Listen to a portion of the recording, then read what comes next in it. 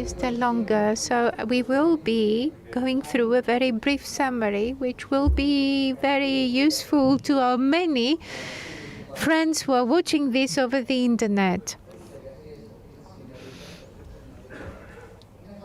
It is obvious, ladies and gentlemen, that tourism is the champion for Greece in many fields.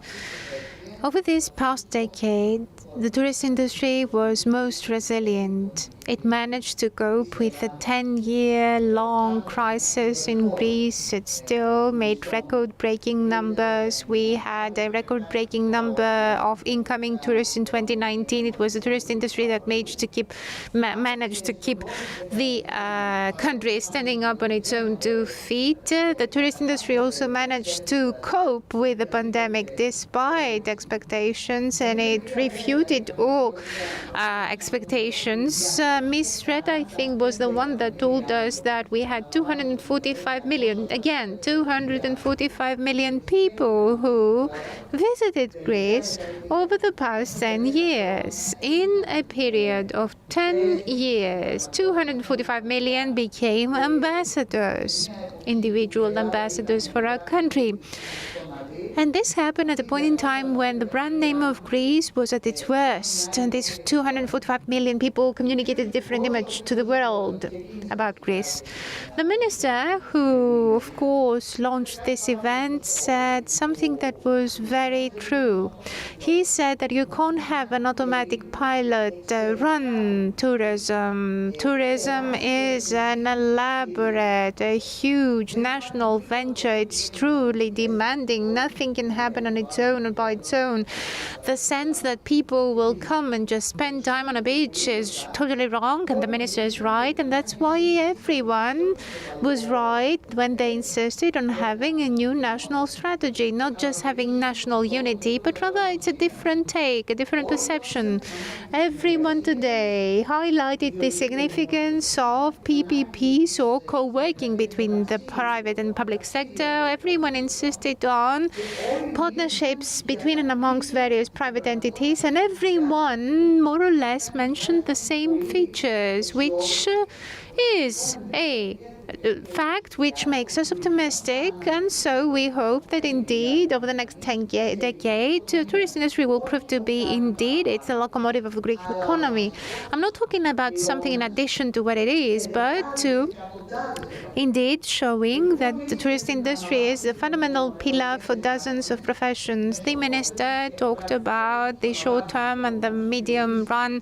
He talked about the digitalization of the product, upskilling, reskilling, and upgrading quality. And he talked about a task force that will be managing crisis, and I was happy to hear that. What else was there? It turns out that one of the things people are after is quality. Tourism is not just increasing the number of incoming visitors, it's also about quality. Qualitative features and traits need to be highlighted and upgraded. Sustainability and viability that is interwoven with quality, and environmental policy, it's also associated with quality. And most importantly, there's another 3 things which are interwoven. You see, extending the season is associated with an expansion and an increase of destinations, which is linked to thematic tourism. These were, after all, the subject matters of the panel discussions at the end. So expanding, extending the season, expanding and broadening the number and the scope of destinations, and having thematic tourism. All of that cannot happen on its own or by itself. I will dwell on the following. What's typical is that, for instance, when we talk about having more destinations or showcasing thematic tourism, there's something as simple as city breaks. So yes, let's have Athens, Thessaloniki, or any other city or town. Let's make them into city break destinations, just like we would have a long weekend in Vienna, in Paris, in Rome. Let's have it happen in Athens, Thessaloniki, and elsewhere in Greece. And then there's thematic tourism, and it was to the point when it was said that it's not alternative. Congress tourism is not an alternative form of tourism. We have mountainous spas, we have cycling, pilgrimages, agritourism, culinary tourism, wine tourism, silver tourism. This is just a handful, and there's more that one can add to this list. This is just a number of specific target groups, maybe special groups, but globally speaking, we're talking about possibly millions of people who might be interested, just as long as you approach them in a focused and systematic manner, in order for them to include Greece, not just Greece, but to include Greece as well amongst their possible destinations. Nothing can happen without infrastructure. Infrastructure in tourism, in everything, of course, but in tourism in particular. Infrastructure is almost any type of infrastructure on all levels. There was the example of the airports, for instance. How could we possibly have tourist growth? How could we have an expansion and an extension of the season and the destinations in the absence of new airports? Fraport was here. We have 14 regional airports that were upgraded and they are ready and they are welcoming tourists, and there's another 22 airports that are being that will be upgraded and retrofitted in order for them to be able to accommodate new passengers. And then ports and the cruise ships, the cruise industry. The port of Thessaloniki, or all in Greece, in Greek, will make the difference, a huge difference as concerns cruise in northern Greece. Up to now, cruises were concerned the islands. Cruising in northern Greece, the most friendly city to undock a cruise ship and to start working within a brief distance and getting to know a new city is Thessaloniki. It's full of places where you can eat and see new things. You can go to Halkidiki, you can drive yourself to Aioros. There are dozens of things you can do just as long as you disembark in Thessaloniki, and this is starting. And hopefully this is going to take off over the next decade. So this is changing things the way they changed, of course, in Santorini, in Rhodes. So things are changing thanks to the port of Thessaloniki, which will be changing literally the map of northern Greece. This is not a simple thing. Of course, it's tough. And then ports are infrastructure, marinas are infrastructure as well. More ports will be infrastructure. The same goes for public transport means. It's one thing to just lease a car, and it's another thing to be able to just ride on a train and be Thessaloniki in 3 hours and still be a visitor, a tourist. Infrastructure is also about services, health services, security and safety services. It's also telecom, primarily the internet connection and packages. The ministry, Mr. Savaris from the Ministry of Digital Policy was here, and he talked on behalf of both the providers and the ministry, and he explained what they're going to do in order to have internet coverage throughout Greece. I'm not just talking about what he announced, or rather what the minister announced. And he said that the first pilot project is that of wind, i.e. digital nomads. But we are talking about something that will benefit any visitor, whomever, because any tourist would like to have a wide selection of providers and network coverage, and then products. There was panel discussion, businesses and products related to the tourist industry. There's catering or restaurants, cafes, trade and commerce, anything that's related to the tourist industry, that anything signifies hundreds of different things and sectors, primary production, services, a number of things and a number of products and services, and also businesses that are not just a springboard for an economy. You know it better than I do.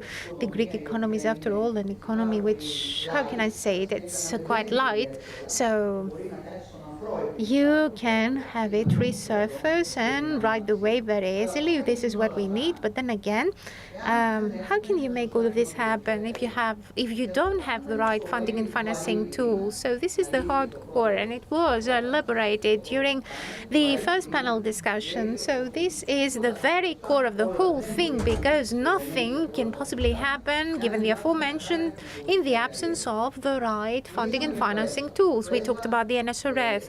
The NSRF is now being very precisely aimed at where it's going to create surplus value and not just filling in gaps unlike what we used to do with other EU funds. There's a huge opportunity. The RRF offers. Words can fail me. The RRF restrictions are clear. And of course, astounding work has been done on behalf of Mr. Skylakakis, the minister. I've looked at the premises of this program. It's exceptional. It's very well focused. And when it comes to tourism as such, the RRF is very specific. There's also PPPs.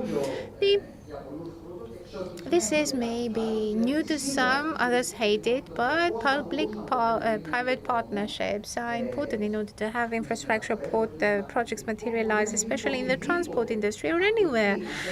Whenever there's need for co-financing, how can you make it happen in the absence of PPPs? And then we have to have foreign direct investments and domestic investments. That's another part of the funding approach. And of course, or rather attracting investors is also what we're after. The managing director of the Hyper Fund also talked about it. He said how a SIP could possibly work not the way that Greeks think. I guess Greeks tend to think that this is full of precious assets. It's selling off at a very cheap price, but it's there to create more value. And then, last but not least, there's a role of the banking system. You know that after 10 years of trials and tribulations, the banks, we used to be just fine between you and me. Now just a handful had NPLs back then, but unfortunately they sunk along with the state, and so they went bankrupt more or less. So by way of conclusion, because there's nothing else to add, let me share this. I heard Mrs. Dondulaki very carefully when she spoke, and let me just say this. The reason why Greece has become a tourist destination is dual. First, it's a tourist destination because it's a beautiful country. We have the sea, the islands, wonderful climate, wonderful people. My parents, my generation, the newer and younger generations, all of that is important. So this is one thing. And why did Greece become a destination? Because it was a monument. All of it was a monument. And then eventually we had museums. So culture, civilization, and the beauty of this country, whether we like it or not, and I like it myself, are still the fundamental pillars and reasons why so many tourists were attracted to this country. The very first ones who acted as pioneers back in the 50s and the 60s, I remember the times when you had to drive for 6 hours to go from Athens to Mani and then another 4 hours from Githia to Geroglimenas, and now you can get to Limeni and Mani, and it's easy and it's a magical destination. Both are, and they are approachable too. So what turned us into a tourist country and tourist destination is something that we have to hold on to, and we have to protect it like the apple of our eye, because we can't remove these two critical pillars. As the Prime Minister himself has said time and again, he believes in sustainability, in environmental protection. He said that it's imperative that we preserve this beauty while embarking on a number of activities and acting duly. And this is actions and activities that are pertinent to various issues such as green energy, the protection of our maritime, of our seas and our coastal areas, and that much we have to hold on to. And another thing that we have to hold on to, and we should never give it up, is culture and civilization. I'm not just talking about ancient culture and civilization. I'm not talking about archaeological sites, but I'm talking about our cultural footprint. Without it, we have nothing. You can't simply think that all of Greece can turn into an in and trendy hotspot or a Mykonos. There are many cities and towns the world over that have reached this peak, and eventually they just fell flat on the face because they just counted exclusively on lifestyle. We are counting on two very strong pillars, and with these thoughts in mind, and also with this wish, that is, I hope that the Ministry of Culture, no matter who's in charge of it and no matter who's the government in power, I do hope that the Ministry of Culture will always be important to the minds of anyone who's in charge. Let's hope that they will see the Ministry of Culture as something as important as the Ministry of Foreign Affairs or the Treasury. I don't know, whatever you decide to choose. Culture and civilization for Greece will make a difference, not necessarily for my generation, but for your generation and your children's generation. Thank you very much.